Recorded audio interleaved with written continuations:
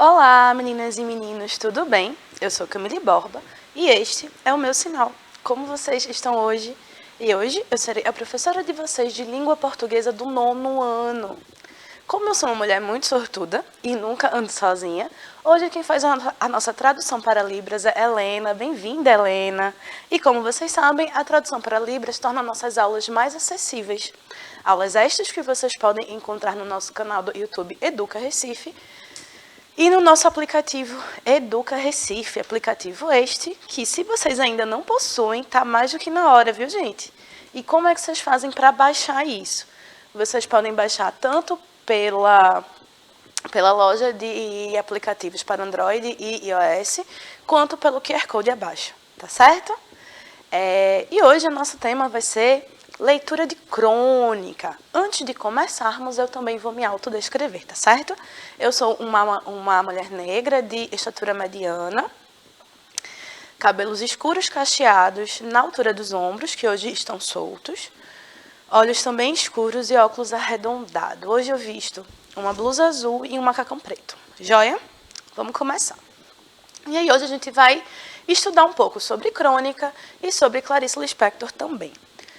Então, antes de tudo, vamos respirar, se conectar no chat, pegar o lápis, o caderno, o que quer que vocês usem para fazer o registro da aula. Sentem-se confortavelmente e a gente vai começar, tá certo? Primeiro, o que é crônica? Vamos ver ou vamos revisar. Se vocês já sabem, é um bom momento para revisão. Se vocês ainda não sabem, vamos aprender. E caso você ache que não sabe, e na verdade sabe, é um bom momento para saber, né? Vamos lá. Ó. A crônica, o que é a crônica? É um gênero textual caracterizado por textos curtos, de linguagem simples e que retrata os aspectos da vida cotidiana, geralmente com toques de humor ou ironia. Publicadas em jornais e revistas, as crônicas são um gênero textual que está entre o estilo jornalístico e o literário. Por que a gente fala isso? Porque a gente vai perceber algumas características dos gêneros jornalísticos, né, como, por exemplo, a brevidade do texto, a linguagem um pouco mais simples, e entre o literário, né, quando a gente vai ver o expediente ficcional, a criação, a narrativa, tá? E que tem como ponto de partida os acontecimentos daquele tempo e lugar, tá? O cronista busca inspiração para os seus textos nos acontecimentos recentes ou em situações banais do cotidiano e convida o leitor a olhar para o mundo como ele. Então, veja, a gente vai ter o ponto de partida como um fato cotidiano, algo do dia a dia, algo banal, que para nós, não criadores de crônicas, podem parecer fatos que nem merecem tanta atenção. Mas o que é que o cronista vai fazer? Ele vai pegar aquele fato cotidiano e ele vai dar um novo olhar para aquilo. E esse novo olhar, ele vai querer, ele quer que o leitor entenda esse novo olhar. E aí, por isso, ele vai direcionar, né? Ele vai convidar o leitor a ver o mundo como é ele. Entendeu? Através do quê? Da ficção, através da criação, do texto narrativo. Joia? Ó, esse estilo literário começou a se desenvolver no Brasil em meados do século XIX, juntamente com o nascimento da imprensa no país. Dentre os primeiros cronistas brasileiros estão Machado de Assis e José de Alencar, tá certo? Que também são grandes autores da literatura brasileira. O nome crônica, no entanto, já era usado para designar outro estilo de literatura desde o século XV. Na Europa medieval e renascentista, as crônicas eram textos que faziam relatos dos fatos históricos. Então, enquanto hoje a gente entende a crônica como um gênero que está entre o literário e o jornalístico, que parte de um fato cotidiano, que vai propor um novo olhar, né? Antes a crônica, e aí a gente pode pensar em cronos, que é tempo, né? Que são, né? Uma palavra pode ter derivado da outra. A gente vê que as crônicas eram textos de relatos de fatos históricos. Portanto, a ficção deveria ficar um pouco afastada. Embora, em segredo aqui, Sempre que a gente vai relatar algo verídico, algo histórico e tal, às vezes a gente pode fazer uso da ficção e a gente faz, tá? E isso não é ruim. Ó, a palavra crônica, em latim, ó, faz referência a tempo, que é cronos. A cronologia, então a gente vai pensar em crônica como esse estudo cronológico, esse estudo do tempo, do relato do tempo. Então, ó, esses textos relatavam de maneira cronológica, ou seja, né, do passado para o presente, grandes acontecimentos, como conquistas territoriais e as grandes descobertas. Então, quando surge esse gênero, ele era principalmente quase como um registro histórico, né? Cronológico, inclusive, e não algo ficcional, tá? Ó, e aí, quais seriam as características das crônicas? Vamos ver? Olha, o cotidiano é o ponto de partida. Isso aqui a gente já falou, né? Que as crônicas, elas partem de um acontecimento do dia a dia. Então, pode ser, por exemplo, uma moça tomando um café sozinha, ou uma criança brincando no jardim, ou o ato de roubar uma flor. São fatos cotidianos. E aí, eles servem de quê? Um objeto. Eles, por causa do olhar criativo do autor, por causa do olhar fora do comum, né?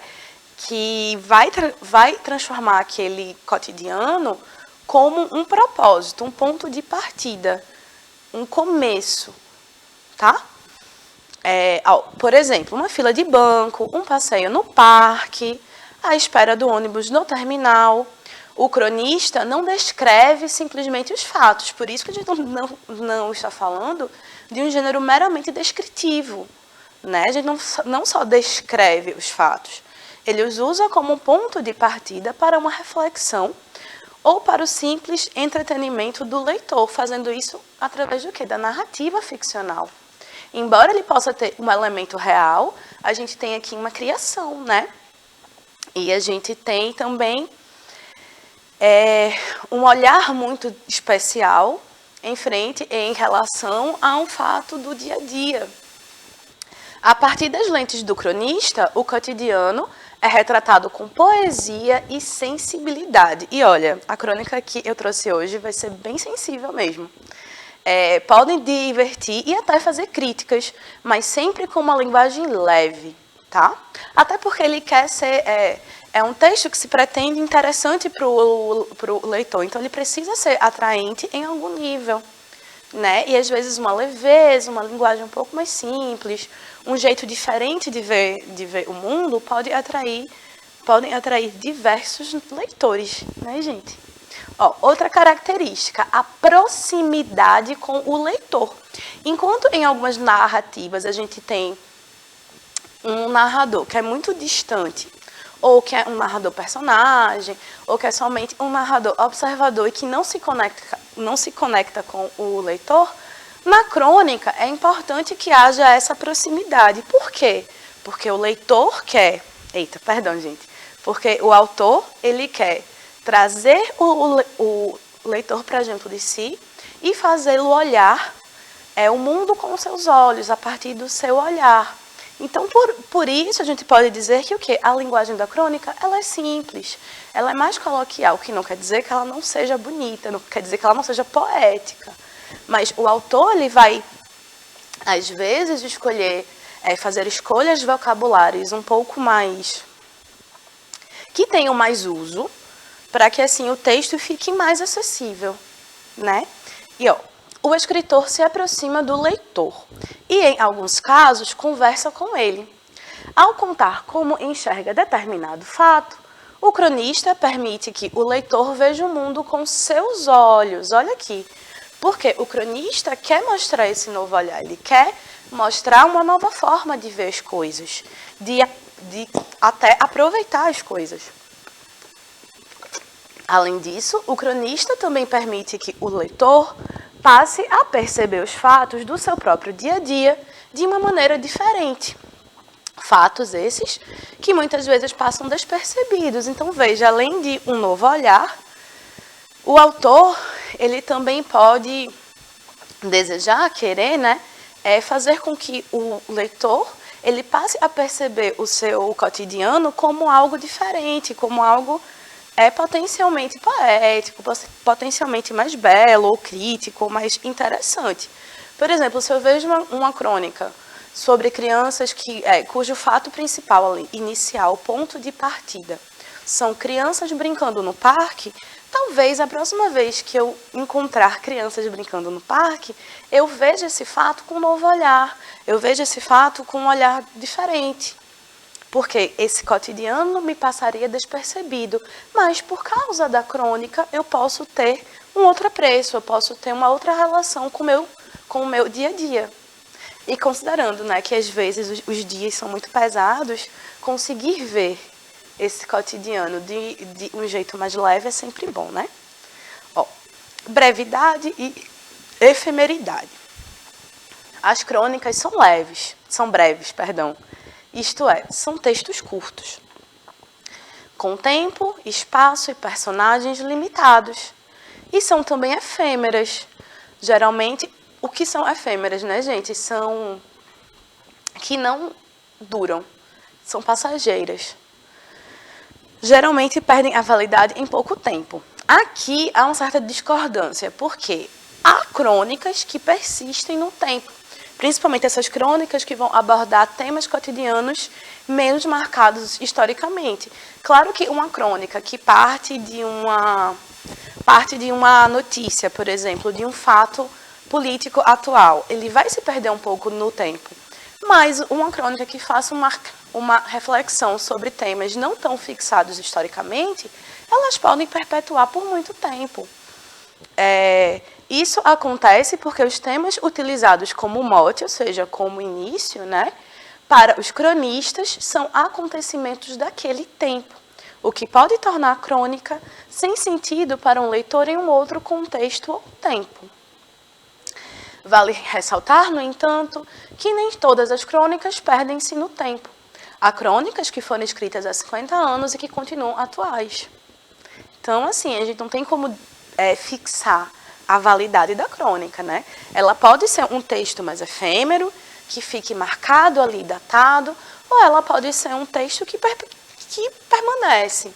A crônica que a gente vai ler hoje, ela não é atual, ela foi escrita há algumas décadas, mas ainda assim ela permanece como uma reflexão, tá? E a gente vai ler. Utilização de ironia e humor. Olha, dois temas que têm sido caros pra gente, né? A gente tem visto bastante sobre ironia e humor. Na dúvida, vocês podem voltar nas aulas do Educa Recife no YouTube, que tem a playlist do 9º ano, tá certo? Então vão lá, caçem as aulas, que a gente já falou bastante sobre ironia e humor. Ó, o humor e a ironia são características muito comuns em uma crônica. O humor geralmente está nas sutilezas, naquelas situações com as quais muitas vezes nos deparamos cotidianamente e nem prestamos atenção. A linguagem da crônica é despretensiosa e leve. Ela não busca convencer o leitor de algum ponto de vista. Então, não é um convencimento, eu não vou precisar argumentar aqui para defender o meu ponto de vista. O que eu vou fazer é mostrar esse ponto de vista para entretê-lo, para que ele reflita sobre alguma coisa. Não é um convencimento, é um convite para um novo olhar, tá? Também é comum que as crônicas provoquem uma reflexão, mas de forma mais sutil. E aí a gente vai estudar uma crônica de quem? De Clarice Lispector, uma das mais brilhantes autoras brasileiras. Um dos mais importantes nomes da literatura brasileira, que era ucraniana, mas que viveu muito tempo em Recife. Sabiam disso?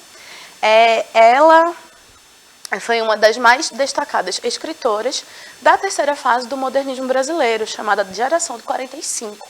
Recebeu diversos prêmios, entre eles o Prêmio da Fundação Cultural do Distrito Federal e o Prêmio Graça Aranha. Clarice Lispector é uma das mais importantes escritoras brasileiras da segunda metade do século XX. Ficou conhecida pela construção de personagens de forma intimista, ou seja, aquelas que a gente vai olhar para o eu, vai olhar para dentro. O tempo aqui, geralmente, em Clarice, ele não é cronológico, é um tempo psicológico. Então, ela vai falar muito do eu, tá? E pelos processos de epifania presentes nas obras. O que é epifania, né? A gente vai descobrir. São características da literatura intimista, essa vertente literária que Clarice Lispector produzia. Então, a descrição psicológica das personagens, a discussão de temas subjetivos e abstratos, o retrato da vida cotidiana sob uma ótica pessoal. A presença de narradores em primeira pessoa, o que torna, obviamente, o texto muito mais subjetivo, já que o narrador ele também é personagem e a gente tem acesso a todos esses sentimentos. Né? A existência da epifania, que é exatamente uma espécie de revelação na qual a personagem reconhece alguma verdade sobre si ou sobre o mundo. É aquele momento que o personagem faz, eita, entendi isso. A gente tem epifanias constantemente, né, gente? Constantemente mesmo. São essas percepções repentinas sobre si e sobre o mundo. E agora, a gente vai ler uma crônica que está disponível onde?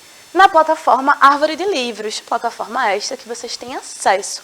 Para acessá-la, vocês podem usar o QR Code abaixo ou acessar o site, né, www.arvore.com.br e fazer o login com o número da matrícula de vocês, tá? Então, aqui esta é a carinha da plataforma. Aí vocês podem pesquisar nessa barra de pesquisa aqui e colocar, tentar buscar o que vocês quiserem ler. Também tem revistas, tem vários outros tipos de texto. Então, acho que vale a pena a leitura, tá? E a gente vai ler uma crônica desse livro, de bichos e de pessoas, tá? O nome da crônica de hoje é Uma Esperança. Vamos lá? Aqui em casa pousou uma esperança. Não a clássica que tantas vezes verifica-se ser ilusória, embora mesmo assim nos sustente sempre. Mas a outra, bem concreta e verde, o inseto. Houve um grito abafado de um dos meus filhos. Uma esperança! E na parede, bem em cima da cadeira. A emoção dele também que unia em uma só as duas esperanças. Já tem idade para isso. Olha só que lindo, gente. Essa parte que ela diz que ele unia em uma só as duas esperanças. Que esperanças essas, né? A esperança o inseto e a esperança o sentimento. Então, ele une, olhando a esperança, tendo esperança. É uma imagem muito bonita, é um jeito interessante de olhar o cotidiano ao nosso redor, né? Antes, surpresa minha, esperança é coisa secreta, olha, e costuma pousar diretamente em mim, sem ninguém saber, e não acima da minha cabeça numa parede. A que esperança a autora, o eu lírico aqui está se referindo? A uma esperança do sentimento ou a esperança do inseto? Veja, que pousa em mim sem que ninguém veja. Caberia nos dois, né? Uma reflexão muito poética, partindo da observação de um inseto. Vejam o jogo de palavras, o jogo de imagens que ela constrói. Continuando. Pequeno rebuliço, mas era indubitável, ou seja, não havia dúvida. Lá estava ela, e mais magra e verde não podia ser. Ela quase não tem corpo, queixei-me. Ela só tem alma, explicou meu filho. E, como filhos são uma surpresa para nós, descobri com surpresa que ele falava das duas esperanças. Ela caminhava devagar sobre os fiapos das longas pernas. Por entre os quadros da parede, 3 vezes tentou uma saída entre 2 quadros. 3 vezes teve que retroceder o caminho. Custava a aprender.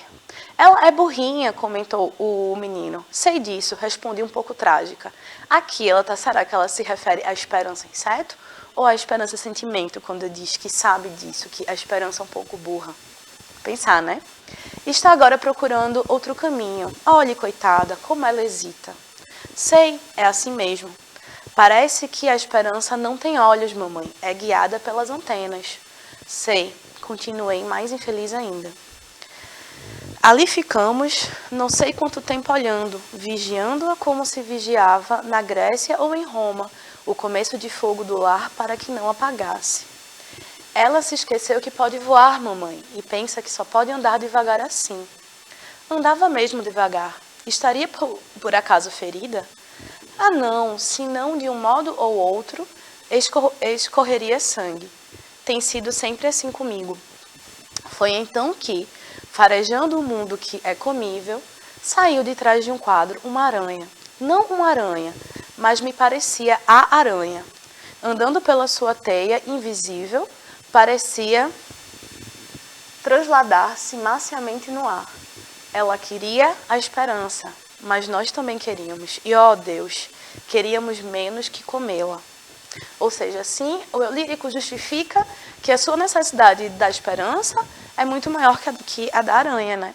Meu filho foi buscar a vassoura, eu disse fracamente, confusa, sem saber se chegara, infelizmente, a hora certa de perder a esperança.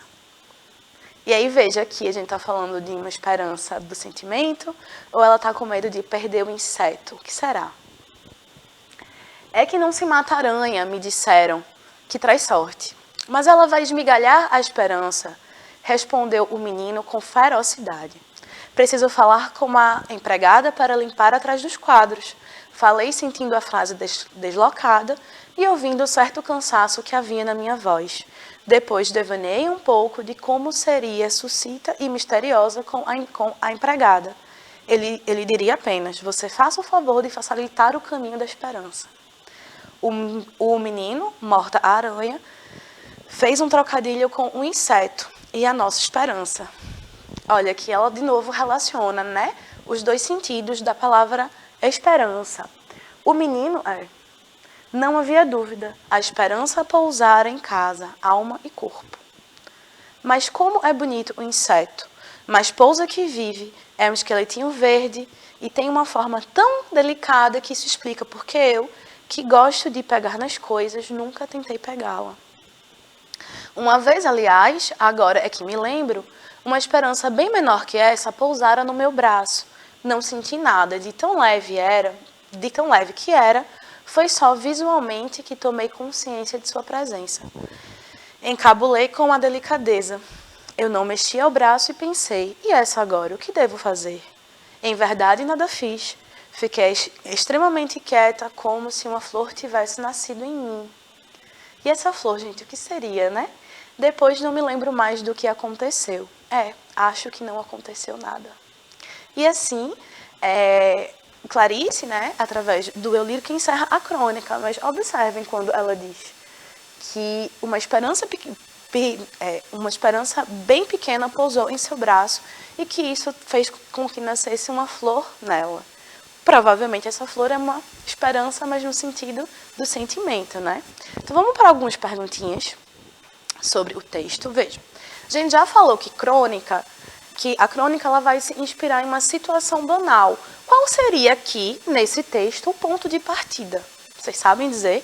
Joguem aí no chat, viu? Mas eu vou ter que correr aqui, então a gente vai responder logo. Ó, a entrada de uma esperança na casa da narradora, né? Esse foi o fato. Quando ela começa o texto já dizendo que um dia em minha casa pousou uma esperança. E até que ela explique, que ela faça essa diferença, a gente não tem como ter certeza qual é a esperança, né?